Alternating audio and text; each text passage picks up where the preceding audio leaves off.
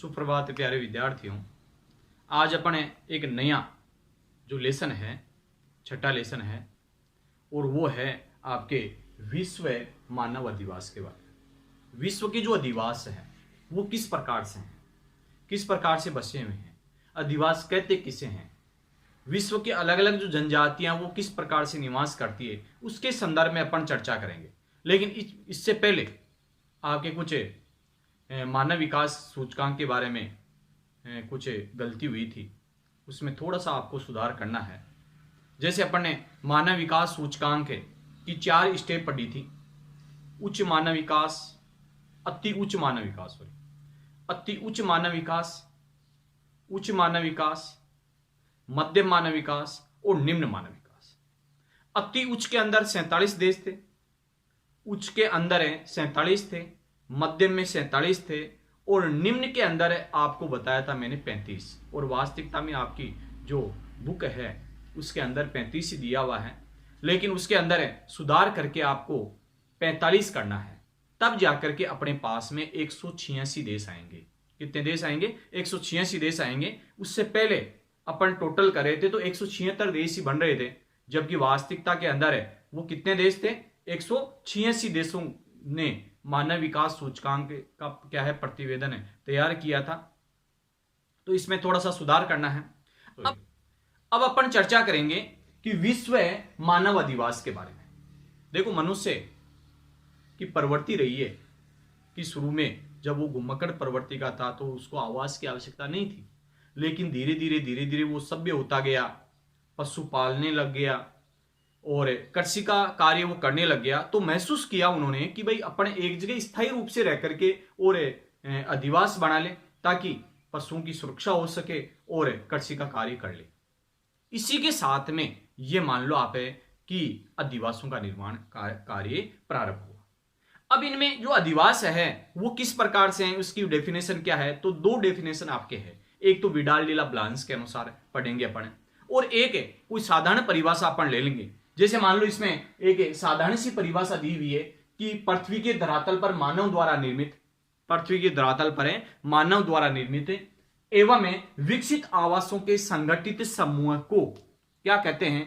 अधिवास कहते हैं। क्या कहते हैं उसको? अधिवास के नाम से जाना जाता है। किसके कहेंगे? मानव अधिवास की साधारण रूप में अगर परिभाषा देखें तो क्या है कि पृथ्वी के धरातल पर है मानव द्वारा निर्मित, पृथ्वी का धरातल है उस पर है मानव द्वारा निर्मित कोई संरचना, मानव द्वारा निर्मित एवं विकसित आवासों के संगठित समूह को क्या कहते हैं? अधिवास के नाम से जाना जाता है। क्या कहेंगे उसको? अधिवास के नाम से जाना जाता है। जबकि एक विडाल डीला ब्लांस है वो ये कहता है कि मानव द्वारा स्वयं के आवास, खुद के रहने के लिए, विडाल डीला ब्लांस ये कह रहा है कि मानव द्वारा स्वयं के आवास और अपनी संपत्ति को रखने के लिए निर्मित संरचना से हैं। स्वयं का आवास के लिए और उसकी संपत्ति को रखने के लिए निर्मित संरचना से हैं, उसको क्या कहेंगे अपने? अधिवास के नाम से उसको जाना जाता है। तो देखो, इसमें मानव अधिवास को बस्ती भी कहा जाता है। अपन कहते हैं अलग अलग बस्तियों के नाम अपन बताते हैं, तो वो एक एजे अधिवास है। एजे क्या है? वो अधिवास है। अधिवास के नाम से वो जाना जाता है। अपन साधारण रूप से क्या कहते हैं? उसको बस्ती के नाम से जानते हैं। किस नाम से जानेंगे? बस्ती के नाम से जानते हैं। ये स्थायी या अस्थायी भी होते हैं, जैसे बंजारे आते हैं या कुछ कालबेलिये हैं या कुछ अन्य जो जनजातियां हैं घुमक्कड़ प्रवृत्ति की, जैसे गुज्जर है, बकरवाल है, भूटिया है। ठीक है, ये जो जनजाति के जो लोग हैं वो वास्तविकता के अंदर है, कहीं आज एक जगह है तो कल दूसरी जगह मिलेंगे। तो इसके कारण से वो क्या है? कौन सी बस्तियां बनाएंगे? अस्थायी। कौन सी बस्तियां बनाएंगे? वो अस्थायी या अस्थायी अधिवासों के नाम से उसको जाना जाता है। तो अलग अलग जगह बदल बदल करके क्या है बस्तियों का निर्माण करते हैं वो, तो अस्थायी बस्तियां या अस्थायी अधिवास के नाम से उसको जाना जाता है। लेकिन कुछ होती है स्थायी, जैसे मान लो अपन बसे हुए एक जगह, कार्य कोई दूसरी जगह भी है तो दूसरी जगह जाकर के कार्य करते हैं, लेकिन वापस से रात के समय अपने घरे लौट आते हैं। तो एक ही जगह स्थायी रूप से बस्तियां बसी हुई है। आवास है, मकान है, घरे है या मूल स्थान है, ये अधिवास की क्या है? मूलभूत इकाई होती है। इसकी क्या होती है? मूलभूत इकाई होती है, जो एक झोपड़ी या भव्य इमारत हो सकती है, जिसको अपन कहते हैं कि भाई अपने आवास की एक मूलभूत इकाई होती है, जिनमें एक गरीब झोंपड़ी से लेकर के एक आलीशान महल तक हो सकता है, भव्य इमारत हो सकती है, ठीक है ना, उसको भी क्या कहेंगे अपने अधिवास के नाम से जाना जाता है। अधिवास मकानों के समूह होते हैं, मकान बनाते हैं अपने अलग अलग है, और वो एक जगह बहुत सारे मकान हो जाएं, जैसे 5 है या सैकड़ों हो सकते हैं या हजारों की संख्या में हो सकते हैं, उसको एक जगह संगठित अवस्था में अपन देखेंगे तो उसको क्या कह देंगे अपन अधिवास के नाम से जानेंगे। किस नाम जानेंगे उसको? अधिवास के नाम से जाना जाएगा। तो अधिवास मकानों के समूह होते हैं जो 5 से लेकर के सैकड़ों हजारों मकानों के समूह में हो सकते हैं। मकान है वो एक समूह में रहेंगे, समूह में 5 है, मतलब कम से कम क्या है 5 है, सैकड़ों हो सकते हैं, हजारों की संख्या में हो सकते हैं, तो वो क्या है एक अधिवास का निर्माण करते हैं। किसका निर्माण करते हैं? अधिवास का निर्माण करते हैं। इसके बाद में बस्तियां छोटे रूप में विकसित होकर है नगरों, बस्तियां हैं ये छोटे रूप में विकसित होकर के वो एक ढाणी बनाती है। ढाणी के बाद में अपन कहते हैं कि भाई कोई गांव बन गया, गांव के बाद में क्या बन गया? कोई नगर बन गया, नगर के बाद में कोई बन गया वो महानगर बन गया, महानगर के बाद में कोई बन गया तो वो विराट नगर बन गया, विराट नगर के बाद में अगर बात करें तो विश्व नगर बन गया। तो अलग अलग इनकी स्टेप हैं, वो जनसंख्या है या जो आवास है उनके समूह के हिसाब से अलग अलग उनका नामकरण किया जाता है, ठीक है। तो देखो बस्तियां हैं ये छोटे रूप में विकसित होकर है नगरों, महानगरों, विराट नगरों, विश्व नगरों ए मिलियन सिटी का रूप धारण कर सकती है। किस किस में स्टेप में बाई स्टेप है ये बढ़ता है, जैसे जैसे आवासों का समूह बढ़ता है वैसे वैसे उसका नामकरण अलग होता है। जैसे मान लो एक जगह रहता है तो इसको कहेंगे ढाणी, ठीक है ना, इससे बड़ा होता है तो गांव कहते हैं, गांव के बाद में क्या बनता है? नगर बनता है, नगर के बाद में बनता है वो महानगर बनता है, महानगर के बाद में क्या बनता है? विराट नगर बनता है, विराट नगर के बाद में क्या बनता है? विश्व नगर बनता है, विश्व नगर के बाद में क्या बनता है? मिलियन नगर बनता है। तो ऐसे अलग अलग क्या है इनके नामकरण किए गए हैं, वो स्टेप बाय स्टेप किए गए हैं, जनसंख्या के हिसाब से किए गए हैं, आवासों की संख्या के हिसाब से ये नामकरण किए गए हैं।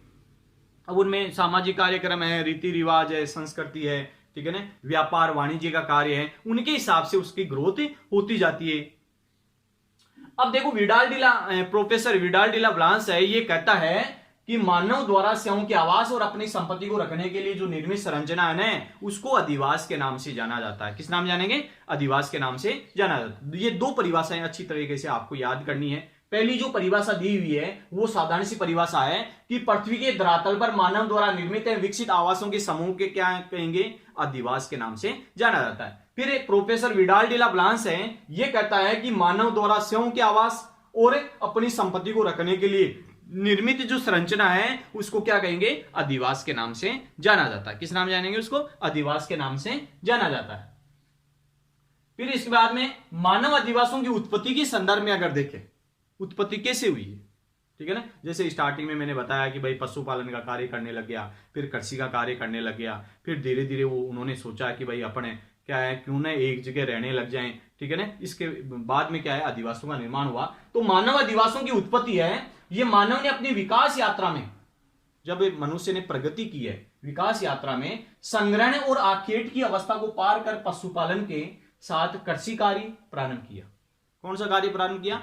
कृषि का कार्य प्रारंभ किया। विकास की अवस्थाएं बढ़ी और विकास की अवस्थाएं बढ़ने की, क्योंकि जैसे मान लो धीरे धीरे ये घुमक्कड़ प्रवृत्ति का था, शिकार करता था, संग्रहण का कार्य करता था, आखेट का कार्य करता था और कच्चा मांस ही खाता था। लेकिन जैसे आगे का आविष्कार हुआ तो वो शिकारी जो जानवर थे उनसे भी डरने मतलब है उनको भी डराने लग गए आग से, ठीक है ना। फिर पहिए का आविष्कार हो गया तो और भी सरल में हो गया। तो विकास की कई अवस्थाएं आई मनुष्य की, ठीक है, और वो कृषि कार्य करने लग गया। कौन सा कार्य करने लग गया? कृषि कार्य करने लग गया और पशुपालन का कार्य करने लग गया। तो पशुओं स्वयं की सुरक्षा और अनाज भंडारण के लिए उसे स्थायी आवास की आवश्यकता हुई, स्वयं के रहने के लिए, अनाज के भंडारण के लिए, पशुपालन के लिए स्थायी आवास की आवश्यकता महसूस हुई मनुष्य को, और वास्तविकता के अंदर है अधिवास का निर्माण वो करना प्रारंभ कर दिया, समूह में रहने लग गया वो।